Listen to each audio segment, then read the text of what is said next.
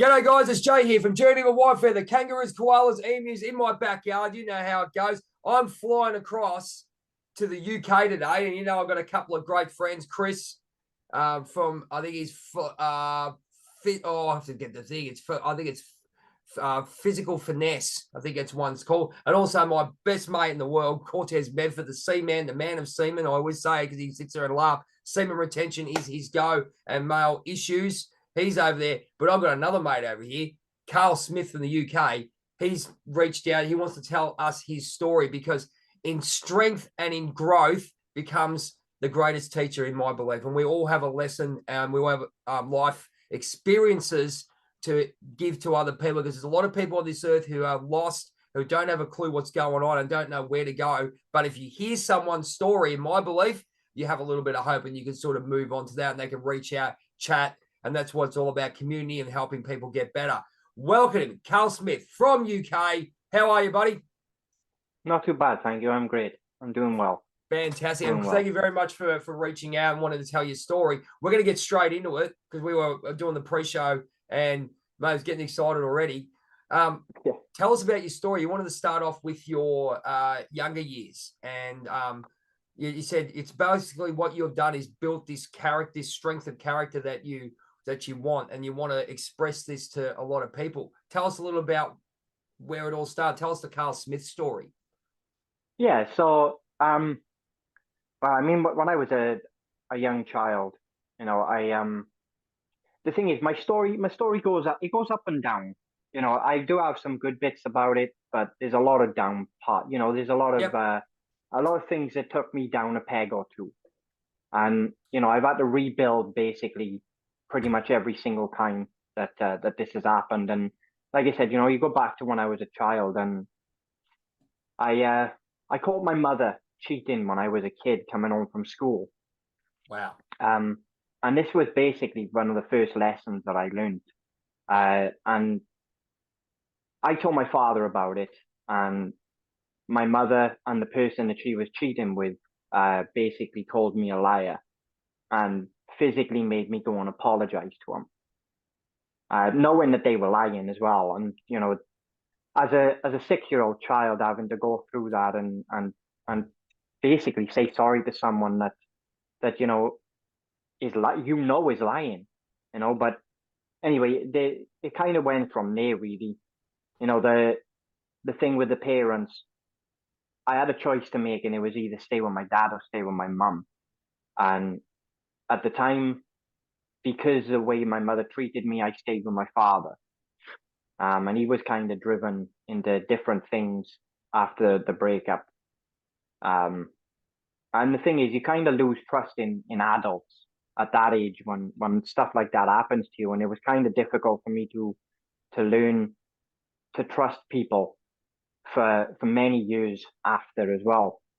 And it goes to basically my father started just basically going after women. He was single again, and he started going after women, and he kind of neglected me as a child, and I was left to my own devices, dealing with my own sort of problems from the age of 6 to the age of 8 when I moved back in with my mum. Uh, and then it kind of got pretty even worse from there. I moved back in with my mother, and the person that she was with didn't want me or my sister about. And he kind of tried as many ways as he could to pretty much put me and my sister into foster care. He managed to put my sister in foster care, but because he didn't with me, the physical abuse started. And from the age of 8 to about 13, 14, every opportunity he had, he would punch me or headbutt me, or punish me in some sort of way, just to try and make me rebel, and so he could send me to care with my sister. And that's basically the childhood part where you have to kind of figure out things for yourself. As a sort of, you have parents that your parents are supposed to teach you. You know what I mean? And I didn't really get taught. So you're a lot of When a lot of self teaching, I guess. And I guess when you're younger, ev- we're not actually taught anything, so we make a crap load of mistakes, don't we, my friend? oh yeah, and that's the thing. Everything that I know today and everything that I do today is all through self teaching. I've taught myself so many different, lessons because of what happened to me as a kid. And I've been in some tough situations, especially with my stepfather, when, like I said, when he take the opportunity to give me a clout. And even if I was outside getting bullied by some kids, I'm stuck in between a rock and a hard place, because if I go in the house, he's going to hit me and send me back out the door anyway. And if I stay outside, I'm going to get beaten up, and kind of have to take that and go back into the house anyway. So I kind of I got the fight Yep. or flight response that people get. Well, I started to develop a severe flight response, Yep. and everything that happened was I would just run. I would leg it, get away from everything, run as fast and as far as I could away from the danger. And that's basically how I started going from there. And I mean, through the years, as I said, dealing with the bullying, dealing with the physical abuse, I kind of rebelled, and I left the house at the age of 15. Um, and I basically lived on the streets for a little bit. I wasn't out on the streets for long, but I was out on the streets for a little while. And my grandfather, who is one of my heroes, by the way, an absolutely fantastic man that guided me quite well throughout my teenage years. He kind of found me and give me a slapper on the back of the head and told me I need to buck my ideas up and find a job. And I did. I went out with him down to a factory, found a job, started doing well for myself. Uh, but then things started to take another turn for the worst again, and I was, through peer pressure, kind of taken into the world of being a drug addict. Um, I started taking drugs and working all weekend, pretty much all week, sorry, and then taking drugs on the weekend and the weeknights, and drinking throughout all the weekends. Yep. And and like, like I said, with the lessons that I kind of got to learn throughout doing all this sort of stuff, because the only guidance I had was my grandfather, and at the time he was in his 60s, so he's no spring chicken, you know what I mean? That's right. So it was. What was your influence there, Carl, with regards to where was your mind at with regards to getting that influence from? Um, you had your guidance from your granddad, which was great. Then you got influenced the other way. What was your mindset in that way? Were you sort of like regressing back to, oh, I want to enjoy myself or something like that? Were you looking for happiness, or what was that? Because I asked this to a few people, and they basically say that they regress to a point where anything's to actually fulfill a void in some way. I know I did it. And what was your mindset in that way? I think it was more along the lines of the trust issue. I couldn't trust that. I couldn't trust another adult. I Okay. couldn't. After everything that I went through, it took, like I said, many years for me to build up any sort of trust. And Yep. I always thought there was a hidden agenda behind it. There was a hidden agenda that would make for them a benefit for them, uh, for the adults. And I think that kind of drove me to kind of following the peer pressure that I was getting from my work colleagues at the time, because they were all going out after work and drinking and taking drugs and stuff like that. And Yep. I felt Did like you I have a was kind of purpose in the odd life one out. there? Did you have a purpose in life there at the moment? Did you find I mean, we all think we have it. I mean, I went through it myself, and I'm thinking, okay, I was always wanting to do and self-develop, but I was always backfiring when I got involved with other people, and not even to a point of where you went the drug and alcohol route. I went down to the people pleasing route, where that sort of stuffed me up in that way for Yeah, many decades, until I really realized and you understand your mindset when you get around certain people and where well, not flaws, but something you haven't been you haven't learnt fully about? I mean, it's taken me. Still to this day, I don't think I have a life purpose. Okay. I know it's. From the thing is, one, and I know there's obviously people out there that have been through a lot worse than I have been through, but you kind of don't, you kind of lose the purpose of what you are when you're going through You lose who what I you went are, don't through. you? Yeah, Yeah, I find that especially, you think you've got something, but yeah, it's a hard thing, especially when you go, like, say for example, losing a job you've had for 20 years. You've got that routine, you've taken that, you're going into a new path and going, right, oh, yeah. I'm gonna, but and how much confidence we really do have at that stage. We haven't really developed that self-confidence, self-esteem, have we? No, and I wasn't like I wasn't really built for.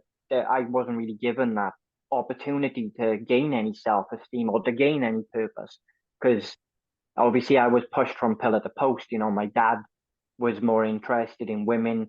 My mother was more interested in the family that she had already made with her now husband with two kids. You know what I mean? My two stepbrothers, and obviously that I kind of turned into the sheep, the one that was pushed aside and just Yeah, we all feel it just that way sometimes, mate, don't we? Like, especially look at the Elton yeah, John. You look at Elton John, the Elton John film that he did, Rocket Man. If you ever see what happened there, that was a perfect example. They reckon, oh, that didn't happen, but my belief is there's some truth behind it. If we've been through or feel that it might have been dramatized for the TV, but we know ourselves, and a lot of people out there that why do people do things to hurt what they brought into the world? yeah. And that's kind of where I started to rebel against it. It was rebel against the adults to some extent, and that's where the drugs came into play and the drinking and everything. It was all I pretty much did was work, take drugs, and drink for about 2 years, near enough. Until Yeah, I. I don't get. I get it, mate. I was 3 years. I was having fast food. Yeah, you have It's 18, it's 20, horrible. 21 meals a day. 18 of mine were fast food. I'd go and work to enjoy to go to frigging McDonald's and eat shit. Yeah, and that's Yeah, that's kind of what you tend to do in it. It's rebel against everything else, and you you don't know know, you're it rebelling. You don't think so, but you're right. yeah, and you don't really realize that you're doing it, but I suppose it gets to a point where you kind of think, hang on, take a second and take a step back, and that's where I kind of found a little bit of a purpose, and I met my ex-partner in a pub the one night, and uh, we kind of got into it, and I ended up having a daughter, and from there I sort of found a purpose, um, and That's I great. kind So of lived. that's I great. lived pretty well for the next 2.5 years. I felt great. I was in a house, with my girlfriend, my daughter. We had a family house, we had a dog, and things were going well until my sister came back on the scene. And at the time, my sister was getting I'm just trying. So I'm uh, just when I'm not looking, I'm just writing down some notes just so yeah, that's fine. you can That's keep no problem at talking. all. No worries. Just so I let you know. Go for it. Yeah, so basically, when my sister came back on the scene, because at the time she was suffering from domestic abuse with the partner she was with, he would kick the holy shit out of her every chance he had, and he fractured his skull. Um, and she phoned me up and said, "I need help. Can you help me?" And I dropped everything. It's my sister, so obviously I would do it, and I did. And my relationship took a bit of a turn from there. My partner at the time got jealous because I had my sister back on the scene and I was spending a lot of time with my sister. Given that I haven't seen her for the past 12 years, it's a given that you're going to spend a bit of time. And It's the she ego. It's, basically it's, turned, it's the ego and stuff too. I think you just have that. People treat people like shit, but when you get the insecurity of I can treat you like shit, but you can't have anyone else, and like they're trying to take away their freaking plaything. So it's a real sick sort of thing. But if that yeah, makes any and sense. that's kind of what it was basically. Like it was based. My partner at the time, she was always very needy anyway. You know, she was always wondering where I was going, what I was doing, you know, and stuff like that. So she was always one of them anyway. And when my sister, like I said, came back on the scene, it was most of my time was for my daughter and my sister, you know, because they had my two main priorities. And like I said, she kind of took a bit of jealousy from it, and she turned around and told me that she was cheating with someone else, and that was the end of that. I kind of moved out. I left within a week, and I ended up living with a friend of mine for a little while. Yep. And that it kind of didn't go very well there. But I met my current wife now at the time. So you're married at the moment. I'm married. We've been married 17 years. How many? 17 years. 17. Yeah, 17 Wow. years. What do I, and look, I'm going to cut. I'm going to ask you, healing wise, you've been there 17 years. I'm just going to throw this out. I'll just get these questions. What a wonderful lady. Has it been healing? How healing has it been for you? Let's look at the positive of that. How healing has it been for you? You're obviously still there, and you're obviously still very, still sort of happy there. I mean, you're pretty happy. It looks, well, pretty happy if you get where I'm going. I'm obviously very happy. I mean, if you put it on paper, me and my wife would never work. You know, as a general relationship, paper means shit. As a general relationship, it wouldn't work. And you know, I'm 38, and my wife is 50 years of age, so she's quite a bit older than me. Isn't it funny, Carl? Isn't it really funny, right? That especially in this time of year, this time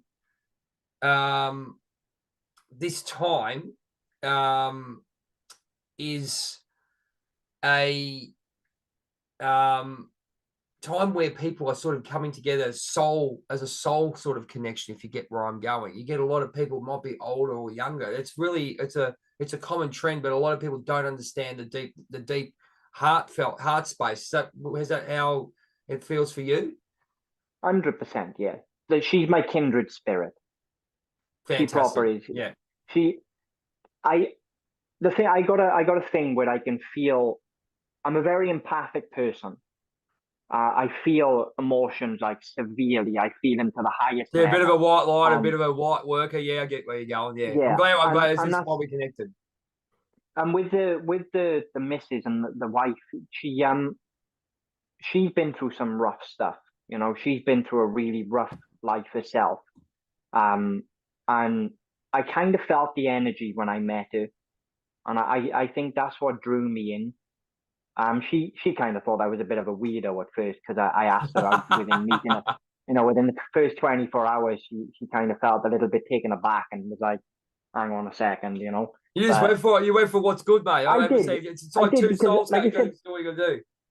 The energy is something that I felt, and that's what kind of drew me to her. And I mean, 17 years later, and we're still going strong. We have our rough moments.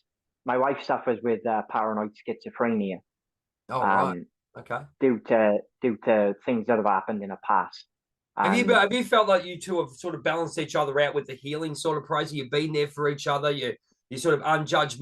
It's a safe space. Like when I talk to people. I mean, I found that on my trip, that when I was talking to them, they came into a safe space and they sort of learned something about themselves. I don't know how this all works, but I'm sort of creating that safe space, that judgmental space that people can be themselves. Is that how you felt with your partner, your wife at the moment? 100%, but I've only started to feel it recently. If I'm being completely honest, I haven't given her the credit that she needs up until the past 5 years.